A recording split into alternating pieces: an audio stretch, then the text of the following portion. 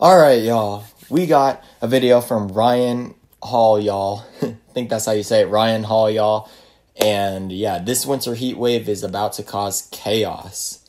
So first, I know the last video that I reacted, the last time I reacted to his video, it was about like a cold breeze or like a cold wind coming from Siberia, that's like supposed to affect. It's been impacting the Midwest. It's impacted travel. Travel is crazy right now. I know people that are like stuck in like different places throughout the country that like literally can't get home and stuff like that. Like, it's crazy right now, bro. So I want to hear about this winter heat wave because, I mean, the weather is crazy right now.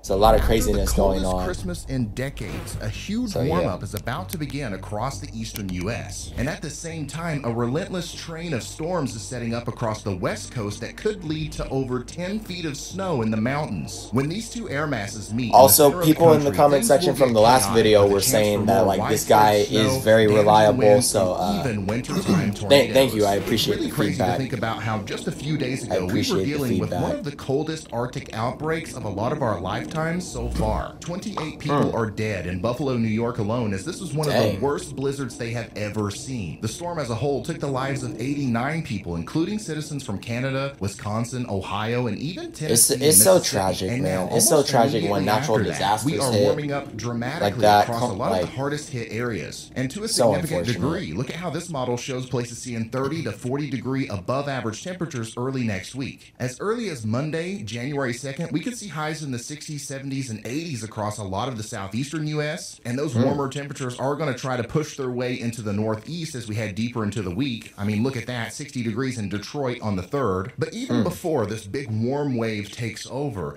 temperatures on New Year's Day are going to be much higher than they were on Christmas Day in this region. Check this out. The high temp in Boston on Christmas Day was 27 degrees, and on New Year's Day, dang, bro, that's crazy. In Nashville, Tennessee, it was 31 degrees on Christmas Day, and bro, that's a huge jump in temperature, bro. That's a huge jump, bro. Which is a lot nicer than the 45 they were at on Christmas Day. All this sounds really great, but that's a huge jump. Whenever we get a big warm heat wave bubble like this that forms up in the east in the winter, that's a huge blast jump of cold in temperature. air almost always tries to knock it back into the Atlantic. When that happens, the clashing of warm and cold air can create some downright scary storms. And it really looks like that's going to happen next week as we have the warmth in place. Cool air will be coming in to push it away, but one of the many other things we need for a big severe weather outbreak is moisture. And oh boy, do we have moisture to talk about. Some of you in the West are probably going to appreciate at least some of what I'm getting ready to tell you. Take a look at the latest drought monitor, okay? It's dry out there. But here's the thing. The snow, the rain, the precipitation that you're looking for is coming, but it might actually be too much. Starting earlier this week and continuing into the foreseeable future, we are going to see intermittent rivers of water in the air pour onto the West Coast from the Pacific Ocean. This is going to work similarly to the Siberian Express that brought all that cold air into the country around Christmas. But this time, it's warm, moist Pacific air that's being chucked into the lower 48. Meteorologists That's interesting. So it's going to go through the country? Atmospheric rivers. Imagine so warm air from the Pacific Ocean is expected to just go through the country? Imagine the tropical moisture in the atmosphere over the Pacific is mud. Now, buddy, hit the gas. And not only are we going mudding, but the counterclockwise flow splatters this moisture why is the warm air coming now, though, after the cold and falls as rain or snow? And once again, these atmospheric river events are going to continue to happen on a consecutive basis through early January. One of the bigger ones will occur this weekend and bring an additional 6 to 8 inches of rain to the Bay Area and several feet of snow to the Sierras. So if we take a look at the GFS all the way out to January 13th,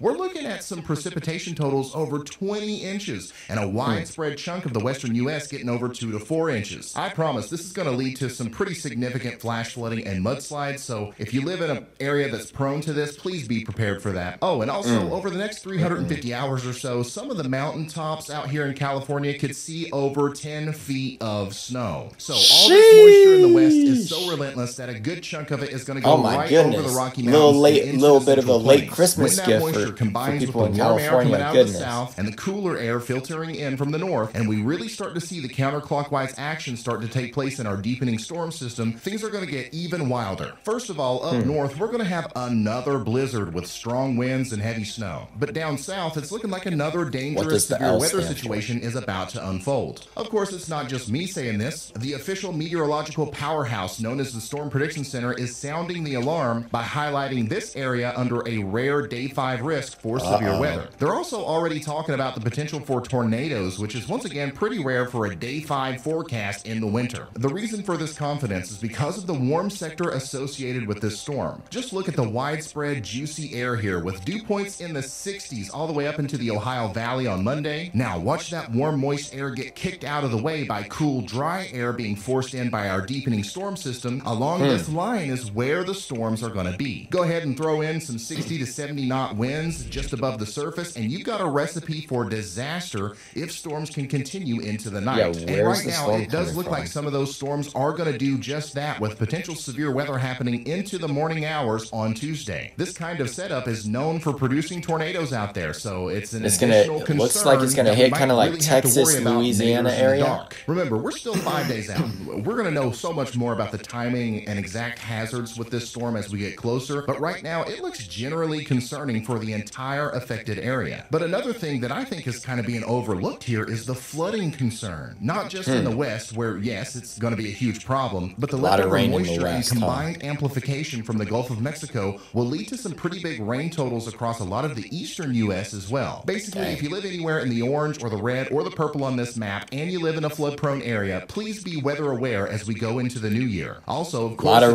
lot of rain coming up, y'all. Double extra weather aware. Better get your rain jackets. Better get your rain jackets on. And I'm not kidding. Being prepared is one of the most important things you can do in a situation like this. I often say, don't be scared, be prepared, because when you're calm, cool, and collected, it's easier to make decisions and ultimately get yourself and your family to shelter in an emergency situation. A lot of you watching this are already prepared, especially if you're watching me. But what about when things happen at night when you're trying to go to sleep? And what about when the power goes out and when cell phone towers go down? Go get them rain jackets, bro. In those situations, I highly recommend getting the NOAA weather radio if you want to take the next step towards being as prepared as you possibly can be. These things are awesome, and they tune into your local National Weather Service and give you the latest alerts, whether you have power or not. They run off batteries, or you can plug them into the wall if you want to, and you'll be able to listen to that, and it will wake you up in the middle of the night. If there's a tornado warning or a flash flood warning, this thing is going to scream at you. We got a bunch of different versions on the website, shopryanhall.com. This one is like, it's got a flashlight on it. You can bro, he's smooth with the little advertising. Different Sorry, y'all. For these, but I think that these should be as prominent. Different use cases for these, but I think that these should be as prominent in houses as like carbon monoxide detectors or fire detectors. These things save lives. So go on over to shop.com. There's a link in the description and get you one of these things right now, and we're going to ship it to you as fast as we can. But while you're waiting, go ahead. Hall.com. There's a link in the description and get you one of these things right now, and we're going to ship it to you as fast as we can. But while you're waiting, go ahead and go over your tornado action plan or your flash flood action plan with your family. That way, when this thing goes off, you and everybody in your household knows what you're going to do, and I promise your odds of getting through a bad situation. Hey, let me know what you guys thought about this video. Sorry, there were like a couple interruptions. If I like paused or anything for a second, there were just like a couple interruptions. But let me know what you guys thought about this video. Be prepared for some rain, I guess. You know, rainy days. Let me know if you guys like rainy days or not. Everybody's different. Let me know. And I will catch you all in the next one.